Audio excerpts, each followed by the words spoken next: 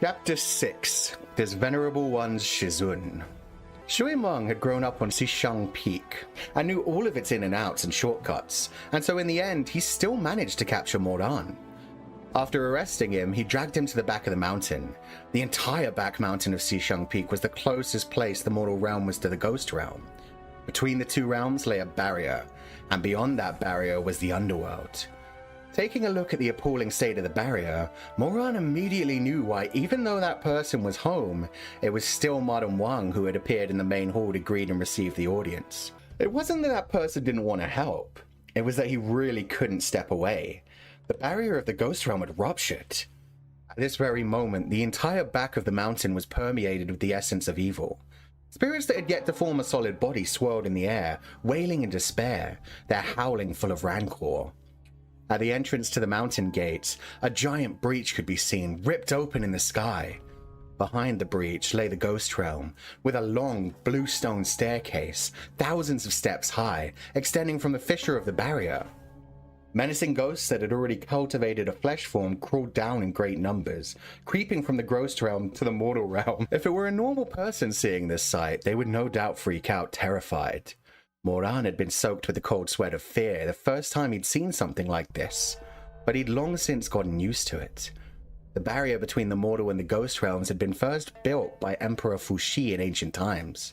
It had become thin and weakened through the passage of time, often cracking and breaking in various places, needing the repair of cultivated immortals.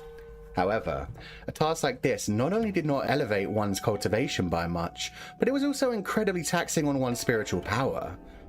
To work so hard for nothing was an arduous chore, and so not many cultivators in the cultivation world were willing to pick up the burden.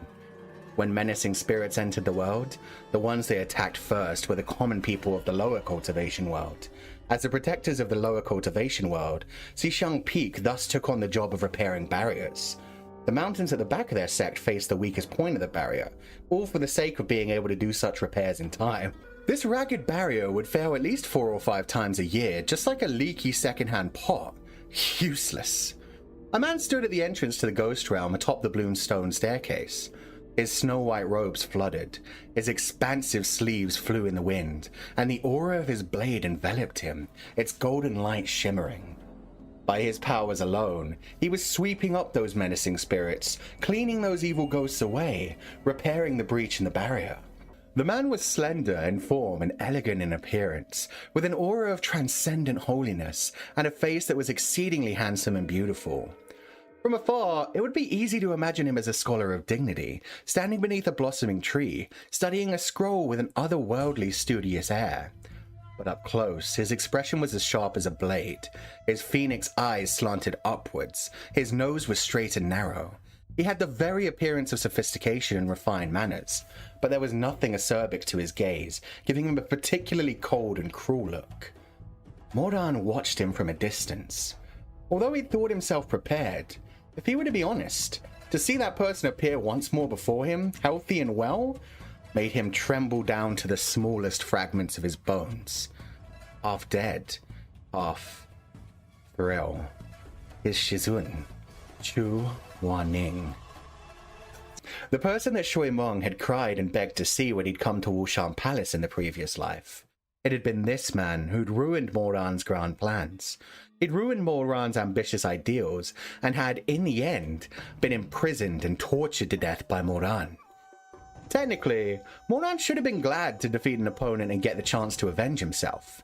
The ocean was free for fish to swim, the sky open for birds to fly, and no longer could anyone stop him. Originally, Moran had thought he would think this way. However, things did not turn out that way. After Shizun's death, something seemed to have been buried together with Moran's hatred. Moran wasn't a man of culture, and did not recognize that something else as the feeling of being evenly matched with a worthy opponent. He only knew that from then, he had no more arch-enemies in the world. When Shizun had been alive, Moran had been scared, afraid, anxious. The moment he saw the willow vine in Shizun's hands, his entire body would break out in goosebumps, just like how the mere sound of a wooden club's knocking would make an off-beating dog shrink back, teeth aching and legs giving way, drool leaking from the corner of its lips. Even the muscles of his calves would spasm from nervousness. With Shizun's death, the person Moran feared the most had passed away. Moran felt like he'd grown up, matured, that he was finally able to commit that sin of murdering his mentor. After that, when his eyes swept through the mortal world, there was no longer anyone who dared force him to kneel, no longer anyone who dared slap him in the face. To celebrate, he opened a pot of pear blossom white wine and sat on the rooftops drinking for an entire night. That night, under the influence of alcohol, the scars on his back from being whipped by Shizun in his youth felt like they were brand new, burning once more with fresh pain. At this very moment, seeing with his own eyes his Shizun standing once more before him, Moran couldn't help but stare, feeling both fear and resentment, but also the faintest trace of a twisted sort of ecstasy. To have regained such an opponent after having lost him, how could he not be delighted? Chu Wanning was completely focused on fighting the scattered souls of the dead, ignoring the two disciples who had intruded the back of the mountains. He had an elegant face, his brows were long and even, and his phoenix eyes were cast downwards, his demeanor graceful, dignified, and otherworldly. His expression was unchanged, cool, and distant, even in the face of demonic air and bloody rain. It would not have looked strange or out of place if he were to sit down on the spot to light incense and play the guqin. However, this graceful and somber man was currently wielding a chilling long exorcist sword that dripped with blood. With a single flick of his expensive sleeve, the force of his blade sliced through the verdant stone steps with an explosion. Rubble and debris tumbled down, and a rift of indiscernible death split into that staircase with its thousands of steps, from the mountain gates at the top all the way down to the bottom of the mountain. Such brutal ferocity. How many years it had been since he'd last witnessed Shizun's strength? That familiar, valiant, overbearing force made Moran's legs weak out of habit. Unsteady, he dropped to his knees onto the ground. It didn't take Chu Wanning too much time to annihilate all the ghosts and neatly fill the leaking hole to the ghost realm. After completing his task, he descended from the sky lightly and languidly, landing before Moran and Shui Meng. He first glanced at Moran, kneeling on the ground, before looking up to Shui Meng, his phoenix eyes somewhat icy. Cause trouble again? Moran had to concede. Shizun possessed an ability, one that let him assess a situation and come immediately to the most accurate judgment. Shizun, Moran went down the mountain and committed the crimes of thievery and debauchery. Shizun, please deal out punishment, Shui Meng said. Chu Wanning was silent for a moment, expression completely blank, and when he said coldly, I see. Moran, Shui Meng, both of them were a little taken back. And then, what was it? Yet just as Moran was starting to think he'd gotten off lucky, he stole a glimpse at Chu Wanning and was caught entirely off guard as he saw a flash of sharp golden light slashing through the air violently. A lightning-like cackle whipped directly onto Moran's cheek. Splatters of blood blossomed everywhere. The speed of that golden light was too shocking. Never mind dodging, Moran didn't even have the time to close his eyes before the flesh of his face was slashed open, the wound burning painfully. Chu Wanning stood coldly in the deadly breeze of the deep night with his hands clasped behind his back. The air was still filthy and thick with the stench of menacing spirits. With the addition of the smell of freshly spilled human blood, it made the forbidding grounds of the back mountain even more eerie and horrifying. The thing that had whipped Moran was a willow vine, which had appeared from out of nowhere into Chu Wanning's hands. The vine hung all the way down to Chu Wanning's boots and was long and thin, with tender green leaves sprouting along it. The vine was undoubtedly an elegant object, one that would call to mind verses of poetry like, "Pliant is the willow branch I gift to my beloved." Unfortunately, Chu Wanning was neither pliant nor in possession of a beloved. First line of, a poem, a Tang Dynasty poet.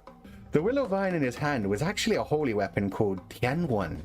At this very moment, Tianwen was sparking with bright gold and crimson light, illuminating the darkness all around, as well as the bottomless depths of Chu Wanning's eyes, bringing them to life.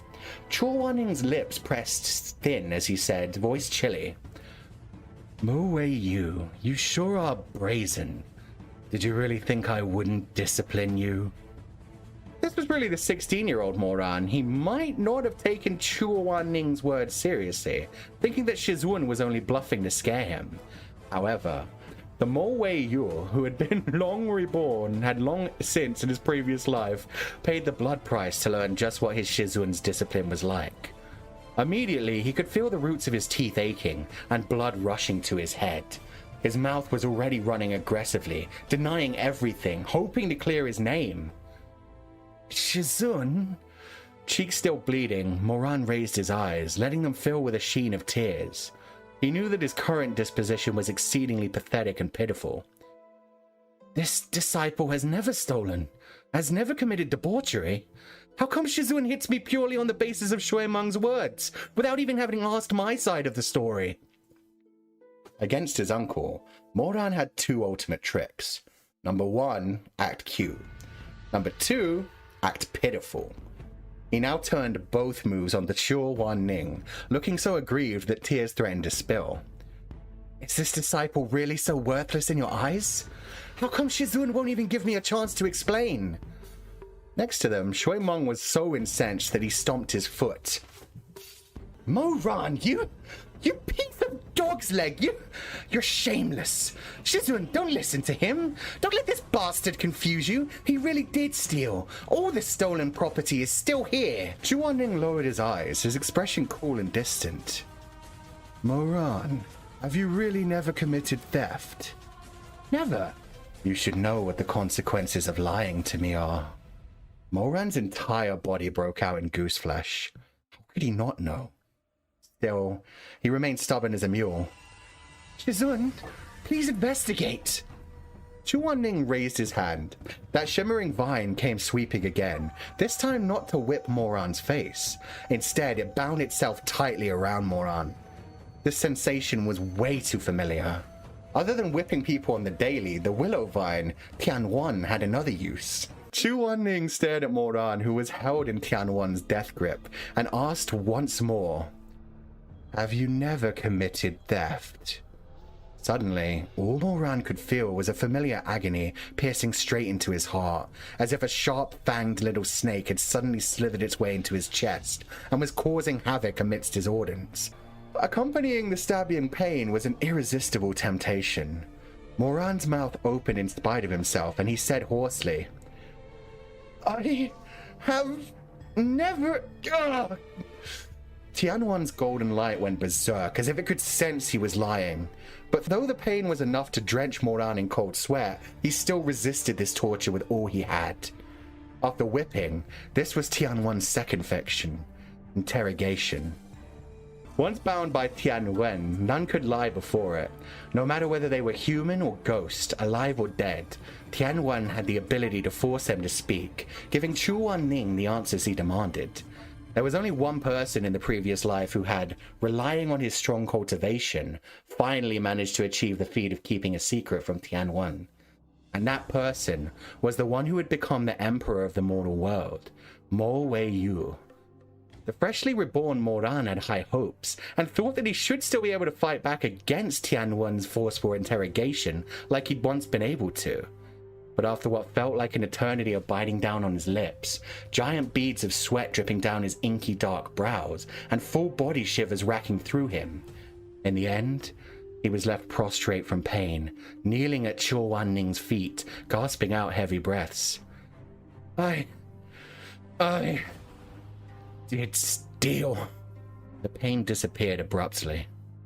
Moran hadn't even caught his breath before Chuan Ning's next question came, his voice sounding colder than before. Did you commit debauchery? Clever men don't do stupid deeds. Since he hadn't been able to hold on earlier, then it was even more impossible now. This time, Moran didn't even bother to object. The moment the pain came, he cried. I have!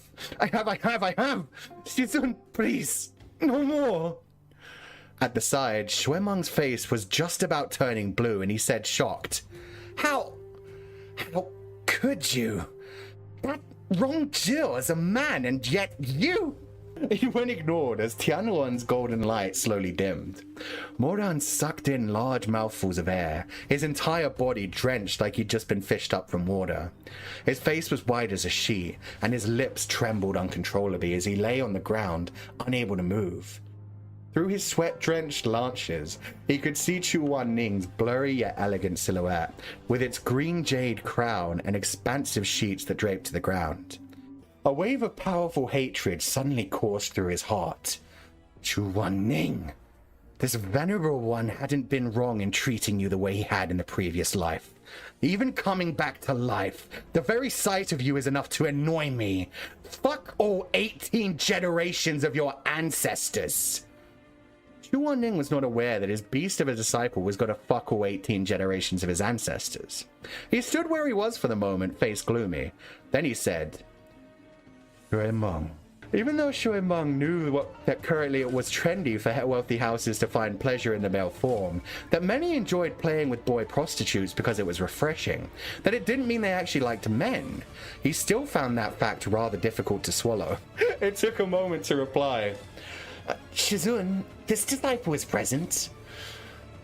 Moran has transgressed the 3 mandates against greedy thievery, debauchery, and deception. Take him to Yanluo Hall for penance. Bring him to the platform of sin and virtue first thing tomorrow morning to be punished before all. Shui Meng was shocked. What? To be punished before all? To be punished before all meant that the disciple that had committed grave sins would be dragged before all the disciples of the sect, to be sentenced and punished in front of everyone. Even the grannies in the cafeteria would be bored of. Completely disgraceful. It should be known that Moran was a young master of Xishang Peak. Although the rules of the sect could be said to be strict, because Moran's status was special, his uncle felt sorry that he'd lost his parents in Zheng and that he'd been stranded outside for a whole 14 years. He would always defend Moran out of indulgence. Even if Moran made mistakes, he would still only lecture privately and had never once beaten him. But Shizun would not save even the sect leader's face, and would actually drag his precious nephew to the platform of sin and virtue. Would punish and shame Mo Gongzu before the entire sect. This was something Shui Meng had never expected. Moran, on the other hand, wasn't surprised at all. He lay on the ground, his lips curling into a sneer. Look how righteous his Shizun was, so full of justice. Chu Wan-ning was a cold-blooded person. In the previous life, Shimei had died right before his very eyes. Moran had cried and pleaded, tugged at the hem of his robes, knelt on the ground, begged for his help. But Chu Wan-ning had turned a deaf ear. And so his disciple had breathed his very last breath before him. And next to him, Moran had cried his heart out, and still, Chu Wan-ning had watched on without lifting a finger. Right now, it was nothing more than being dragged to the platform of sin and virtue to be sentenced in public. There was nothing out of the ordinary about this. Moran could only resent his current self's weak cultivation. He resented that he couldn't peel off Chu Wan-ning's skin, pull out his nerves, drink his blood, resented that he couldn't yank Chu Wan-ning's hair back, couldn't violate and corrupt him to his heart's content, couldn't torment him, destroy his dignity, make him live a life worse than death. The beast-like savagery in his eyes let slip for a moment, and Chu Wan-ning caught a glimpse of it. He glanced lightly across Moran's face, his own graceful, scholarly face completely devoid of expression.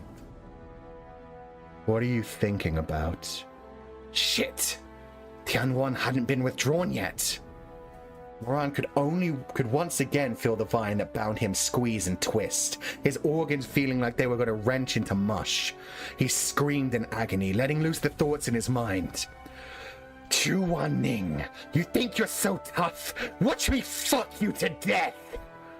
All was silent. Even Shui Meng was dumbfounded. Tianwan suddenly returned to Chu Wan-ning's palm, transforming into specks of golden light before eventually disappearing out of sight. Tianwan was made from Chu Wan-ning's bones and blood and could appear when summoned and disappear at will. Shui Meng's face was pale as he stammered. Shizun? Chu Wan-ning didn't speak. His long, inky, delicate lashes were lowered as he looked at his own palm for a long moment. Then he raised his eyes, face unmoved other than his expression being slightly icier than before. He pinned Moran with a glare that said, "This beastly disciple deserves death."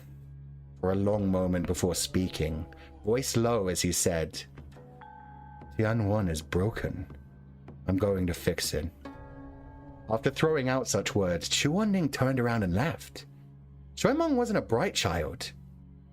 How could a weapon like Tianwan be broken? Chu Wanning heard him.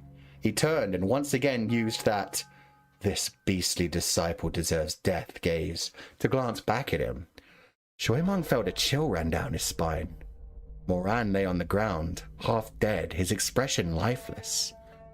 Earlier, he really had been thinking about finding a chance to fuck Chu Wanning to death. He was well aware that this Xu Zongshi, with his titles like Yu Hong of the Night Sky, Beidou Immortal, was someone who was always paid attention to refined, elegant manners and dignity. What he really couldn't bear was to be quashed beneath someone's foot, to be sullied and oppressed. But how could he let Chu Wanning find something like this out? Moran howled pathetically like an abandoned dog, covering his face. Recalling Chu Wanning's eyes as he'd left, Moran felt that he properly didn't have long to live. Author's notes. Shizun is finally here. Do not board the wrong ship. Do not assume the wrong position. Shizun is bottom, bottom, bottom. Ink freed fish. A pun on Moe U is the top. The MC is the top. Meat bun. Why did your legs go weak when you saw Shizun? Aren't you the top? Where's your top energy? Old age, arthritis. Speak properly. Can you stop empathizing my 32-year-old soul in this story? After reincarnation, I became supple. I'm an innocent and energetic youth. How do you still have arthritis?